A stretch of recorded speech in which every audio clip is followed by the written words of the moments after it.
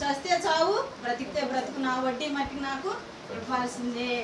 ఎంత కఠినంగా ప్రవర్తిస్తున్నారు.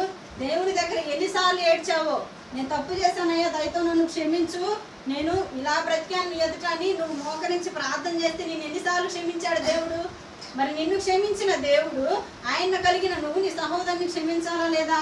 అప్పు విషయంలో క్షమించాలి. అసలు తీసుకోండి, తప్పేం కాదు. నీ డబ్బు నువ్వు తీసుకోవడంలో తప్పు లేదు, కానీ వడ్డీ వసూలు చేస్తున్నావే అది చాలా తప్పు. అది దేవునికి అసహ్యమైన క్రియ, అది న్యాయమైన క్రియ కాదు, అన్యాయం. చాలా మంది అప్పులు కట్టలేక ఎందుకు సరిపోతున్నారు రైతులు?